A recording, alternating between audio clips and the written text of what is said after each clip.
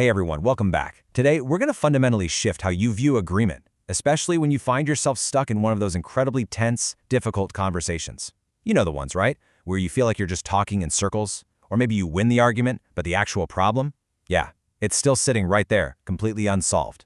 Well, if you've been there, you are in exactly the right place. In this explainer, we're breaking down a fascinating framework from our source material known as the That's Right breakthrough. So let's just dive right in and see how changing literally one single word can completely transform your day-to-day communications. Okay, consider this quote for a second. Don't aim for "you're right." That's often what people say just to get you to leave them alone. Ouch, right? But think about it.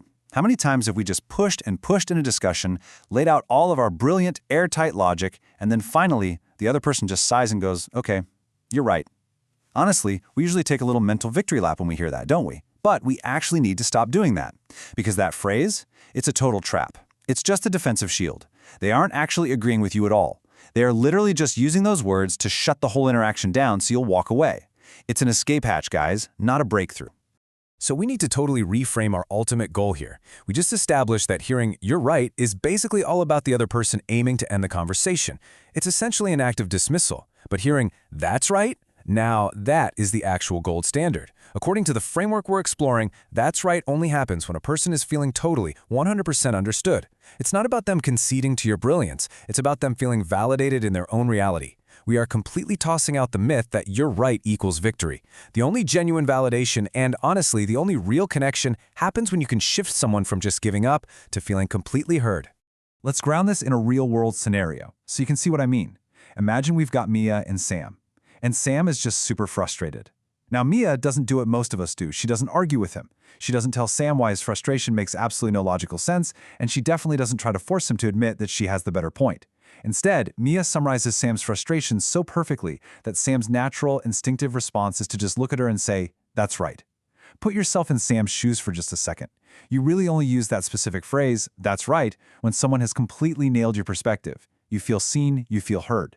It's this undeniable marker that absolute comprehension has finally been achieved between two people.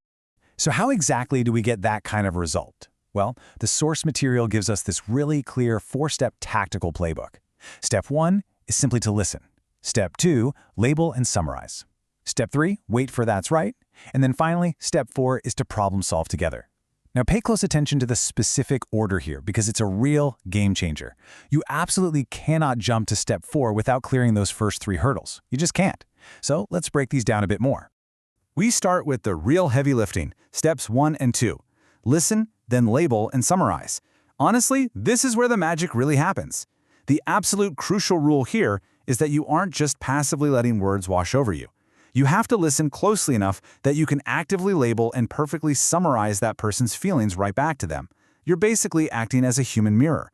And it has to be so accurate, so perfectly dialed into what they're actually experiencing, that they literally cannot disagree with your summary. If you get this wrong, or, and this is a big one, if you interject your own opinions into that summary, boom, you break the whole process. You have to reflect their emotional state flawlessly. No judgment, just pure reflection. And that brings us to Step 3. Now, I want to slow down here for a second, because this is quite possibly the most critical and honestly, the most difficult step in the entire process. Step 3 is simply this: wait.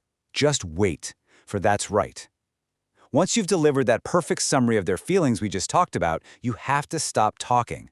Bite your tongue if you have to. Do not rush this part. You're waiting for a very specific, profound psychological shift to happen in the other person's mind.